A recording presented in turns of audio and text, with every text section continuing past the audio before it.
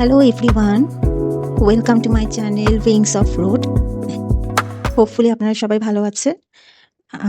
Last আমার যে ইয়াটা ছিল, সেই দিন আমি বলেছিলাম যে আমি হচ্ছে ডিপ্রেশন ইন চিলড্রেন নিয়ে কথা বলবো আরকি। আজকের যেই আমার ইয়াটা আছে, ব্লগটা আছে সেই ব্লগের মধ্যে। লাস্ট টাইম আমি যখন শুরু করেছিলাম ডিপ্রেশন ইন চিলড্রেন নিয়ে, তখন আমি বলেছিলাম যে বাচ্চাদের ডিপ্রেশনটা মেইনলি শুরু হয় খুব অল্প বয়স থেকেই। অল্প বয়স বলতে কিন্তু আমি বুঝাচ্ছি একদম ৩ বছর থেকেই। বাট ৩ বছর থেকে যখন ডিপ্রেশনটা স্টার্ট হয়, তখন কিন্তু সেটাকে আমরা ডিপ্রেশন হিসেবে চিনি না।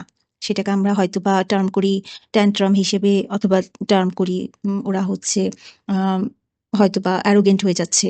হয়তোবা তারা হচ্ছে দেখাচ্ছে তারা ভালো নেই। তারা এটা ওটা চাচ্ছে দেখে হয়তোবা তারা বুঝাচ্ছে যে তারা ভালো নেই। অ্যাকচুয়ালি তা না। তারা বিভিন্ন কারণেই হচ্ছে আ ডিপ্রেসড হয়ে যায়। বাট টার্মটা আমরা বুঝতে পারি না যে এটা ডিপ্রেশনেরই একটা সিম্পটম। কি ক্ষেত্রে ডিপ্রেশনটা শুরু হয়? ডিপ্রেশনটা শুরু হয় বায়োলজিক্যাল ফ্যাক্টর থেকে। যেমন আ আমাদের হয়তো কোনো বাচ্চার ফ্যামিলিতে কেউ হয়তোবা এই হিস্ট্রি দিয়ে যাচ্ছে ডিপ্রেশনের। তো সেই হিস্ট্রি অফ ডিপ্রেশন থেকে কেমিক্যাল ইমব্যালেন্স হলে ব্রেইনে তখন বাচ্চারা তখন দেখা যায় ভালনারেবল হয়ে যায়। তখন সেখান থেকে একটা ডিপ্রেশন আসতে পারে। অথবা স্ট্রেসফুল এনভায়রনমেন্ট যদি থেকে থাকে। স্ট্রেসফুল এনভায়রনমেন্ট বলতে আমরা কি বুঝি? ফ্যামিলি কনফ্লিক্ট, প্যারেন্টাল সেপারেশন যদি থেকে থাকে, সেক্ষেত্রে দেখা যাচ্ছে এই কারণে বা পোভার্টি থেকেও হয়। যেমন অমুকের এত বড় গাড়ি, অমুকের এত বড় বাড়ি আছে, বা অমুকের এই টয় আছে, সেটা আছে, আমারও লাগবে। তো এটাকে আমরা পোভার্টির একটা পার্ট মনে করতে পারি। নেক্সট হচ্ছে একাডেমিক প্রেশার। ও পাচ্ছে তোমার ক্লাসমেট, সে পাচ্ছে তোমার ক্লাসমেট, ওর এত ভালো, আমি ইনকাম করি, তোমাকে এটা দিচ্ছি, সেটা দিচ্ছি। তুমি কেন পারছো না? ফিয়ার অফ ফেইলিউর, তারপর স্কুল স্ট্রেস, এগুলো প্রত্যেকটা থেকেই কিন্তু ডিপ্রেশনটা আসতে পারে। দেন আসতে পারে কোথা থেকে? বুলিং আর পিয়ার রিজেকশন থেকে। যেমন ক্লাসের মধ্যে সে বুলিড হচ্ছে, সে কান্না করে দিচ্ছে।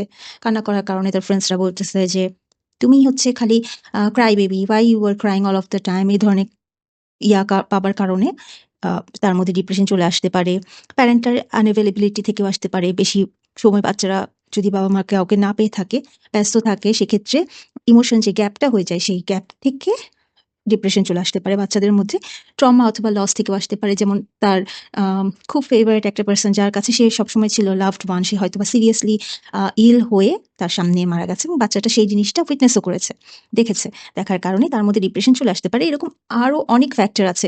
ডিপ্রেশন আসার জন্য অ্যাকচুয়ালি কোনো ফিক্সড কোনো ফ্যাক্টর নাই। এটা হচ্ছে বাচ্চাদের আ লাইফ হিস্ট্রি প্লাস হচ্ছে ওদের ওয়ে অফ টকিং, ওরা কিভাবে আছে, কিভাবে আ ডে মানে ডেলিভারি করছে তাদের কথা বা অ্যাকশন গুলো, সেগুলো দেখে কিন্তু আমরা বুঝতে পারব।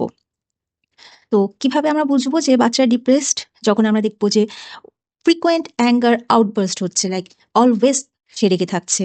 তারপরে কোনো খেলা খেলতে চাচ্ছে না, স্কুলে যেতে চাচ্ছে না, মাথা ব্যথা, পেট ব্যথা, এরকম হাজার রিজন থাকবে, যেটা থেকে আমরা বুঝতে পারবো যে বাচ্চা হচ্ছে ডিপ্রেসড। সেক্ষেত্রে এটা কেন ম্যাটার করে?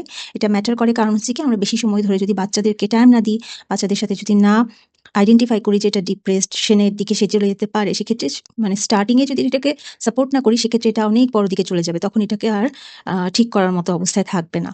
তো সেক্ষেত্রে প্যারেন্টরা যখনই দেখবেন যে বাচ্চা হচ্ছে এই ধরনের কোনো ইস্যু নিয়ে আসতেছে, বেশি অ্যাঙ্গার দেখাচ্ছে, বেশি হচ্ছে আ সিকনেস এর একটা এক্সকিউজ দিচ্ছে, তখনই আপনারা বুঝে নিবেন যে এটাকে অবশ্যই ওভারকাম এখনই করতে হবে। আদারওয়াইজ এটা যদি বেড়ে যায়, তখন গিয়ে সে কিন্তু এত বেশি একটা এক্সট্রিম লেভেলে চলে যাবে, তখন এটাকে আর ওভারকাম করা পসিবল হবে না। কিভাবে এটা করবে প্যারেন্টসরা? যেমন ডেইলি সাপোর্টিভ প্র্যাকটিসেস এর মাধ্যমে, যেমন প্রতিদিন একটা ফিক্সড টাইমে বাচ্চাকে ফোন করা, বা বাসার মধ্যে ওয়ার্কিং প্যারেন্টসদের ক্ষেত্রে বলছি, বাসার মধ্যে যদি ফিক্সড কোনো মানে থাকে, বাচ্চা যদি বাসায় থাকে, সেক্ষেত্রে একটা ক্যামেরা রেখে ক্যামেরার মাধ্যমে বাচ্চার সাথে কথা বলা, অ্যাজ ইফ আমি তোমাকে দেখাচ্ছি, বা তুমি কোনো একটা কিছু খেলছো বা ক্রাফটিং করছো, তুমি মাকে দেখাও, বাবাকে দেখাও কিছুক্ষণ পর।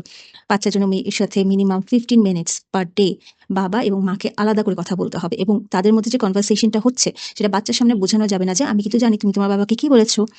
নেক্সট হচ্ছে অ্যাক্টিভ লিসেনিং। বাচ্চা যেটা বলছে, তার ফিলিংসটা শেয়ার করছে। হয়তোবা খুব মিনিমাল, আমাদের কাছে কোনো বিগ ডিল না, বাট তার কাছে খুব বিগ ডিল। আমাদের শুনতে হবে। তার সাথে রুটিন করে ঘুমানো। যেমন কোনো বাচ্চা যদি আলাদা ঘুমায়, থার্সডে বা ফ্রাইডেতে আমরা মুভি নাইট করে একসাথে বাচ্চার সাথে ঘুমাতে পারি, ৩ জন একসাথে বা ৪ জন একসাথে। বাচ্চাকে এনকারেজ করা যে, "হ্যাঁ, তুমি খুব সুন্দর কাজ করেছো বাবা। তোমার হ্যান্ডরাইটিংটা তো কালকে থেকেও সুন্দর হয়ে গেছে। তুমি তো কি সুন্দর করে কথা বলা শিখে গিয়েছো। তুমি তো আমাকে অনেক সাপোর্ট করছো।" এই ধরনের কথাগুলো বললে বাচ্চারা খুব এনকারেজ ফিল করে। বাচ্চার মধ্যে স্ট্রেসটাকে আস্তে, আস্তে করে বন্ধ করে দিতে হবে। যেমন বাচ্চা স্কুল নিয়ে যেতে যাচ্ছে না, ফ্রেন্ডসদের সাথে মিশতে চাচ্ছে না, কোনো সমস্যা নাই। তুমি ওর সাথে কথা বলতে চাচ্ছ না, কোনো ব্যাপার না। ও যদি তোমার সাথে কথা বলতে না চায়, তুমি বলো না, ওকে টাইম দাও। মেবি তোমার কোনো একটা বিহেভিয়ার ওর পছন্দ হয়নি। তো এক কাজ করি, আমরা হচ্ছে আস্তে, আস্তে আ ফাইন্ড আউট করি যে কি হয়েছিল।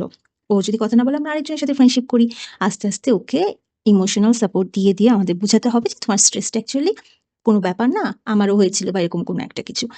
এরপরে আস্তে, আস্তে বাচ্চাদেরকে খাবার, খাবারের মধ্যে ডায়েটটা চেক লিস্টে রাখা, ফিজিক্যাল অ্যাক্টিভিটির মধ্যে রাখা। তারপর হচ্ছে বিভিন্ন ক্রিয়েটিভ আউটলেটস গুলোর মাধ্যমে like drawing, music, story telling এগুলোর মাধ্যমে বাচ্চাদেরকে কিন্তু সবসময় যদি আমরা প্যারেন্টসরা চেক লিস্টে রাখি, ওদের মধ্যে ডিপ্রেশনের জিনিসটাও থাকবে না। এবং ফাইনালি যদি আমরা ফার্স্ট থেকে ওদেরকে এক্সপেকটেশনটা আমরা কমিয়ে দিই বাচ্চাদের মধ্যে থেকে, যেমন না বাবা তুমি যা পেয়েছো আমি তাতেই খুশি, তুমি তো চেষ্টা করেছো, আমি তো জানি তুমি চেষ্টা করেছো, এই। আর এরপরও যদি কোনোভাবে মনে হয়ে থাকে যে বাচ্চাদের এই জিনিসগুলো আমরা কোনোভাবে হ্যান্ডেল করতে পারছি না, সেক্ষেত্রে ডেফিনেটলি আমাদেরকে কোনো একটা এক্সপার্টের সাজেশন নেওয়াটা খুবই জরুরি। কারণ কি, বাচ্চারা যত ছোটই হোক, আফটার অল ওরা তো আসলে ফিউচার আমাদের।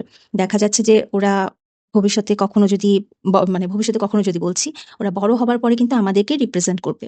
আমাদের বাচ্চারা আমাদের সোসাইটির জন্য, আমাদের জন্য, প্রত্যেকটা জিনিসের জন্যই কিন্তু ওরা আমাদেরকে নিয়েই আগাচ্ছে। সো আমরা যদি এখনই জিনিসগুলো একটু, একটু করে চেকে রাখি, যেমন যেহেতু আমাদের নিউক্লিয়ার ফ্যামিলি হবার কারণে, ম্যাক্সিমামই নিউক্লিয়ার ফ্যামিলি হবার কারণে কিন্তু বাচ্চারা হচ্ছে অনেক মানুষের মাঝখানে বড় হচ্ছে না। দেখা যাচ্ছে তারা হচ্ছে ২ জন বা ৩ জন ঘরের মধ্যে বাবা-মা, হার্ডলি হয়তো নানু বাড়ি বা দাদা বাড়ি, অথবা কাজিনরা আসতেছে তাও বছরে বা ২ বছরে একবার। তো আমাদের মনে হয় বাবা-মাকে অ্যাজ এ প্যারেন্টস হিসেবে অবশ্যই ফোকাস করা উচিত যে আমার বাচ্চার মেন্টাল ওয়েলবিংটাকে আসলেই ঠিকঠাক মতো করে আসছে কিনা। এখন তো আসলে সোসাইটিটা অনেক বেশি অ্যাডভান্সড হয়ে গেছে। আমরা ম্যাক্সিমাম বাবা-মারাই কিন্তু এডুকেটেড। হয়তোবা হোম মেকার থাকি বা যেটাই থাকি, দেখা যাচ্ছে যে আমাদের পড়াশোনা কিন্তু প্রত্যেকেরই, আমরা এডুকেটেড, আমরা জানি কোন সেক্টরটাকে কিভাবে হ্যান্ডেল করতে পারবো, এবং চুপচাপ বসে থাকাটা আসলে খুবই বড় বোকামি। এজন্য যদি আগে থেকে আমরা ঠিক করতে পারি, তাহলে এসব ক্ষেত্রে ডিপ্রেশনের কোনো কিছুই বাচ্চাদের মধ্যে থাকবে না। হোপফুলি আপনারা যদি একজনও উপকৃত হয়ে থাকেন, আমি খুবই খুশি হব। Thanks for watching my channel. সবাই ভালো থাকবেন। ধন্যবাদ।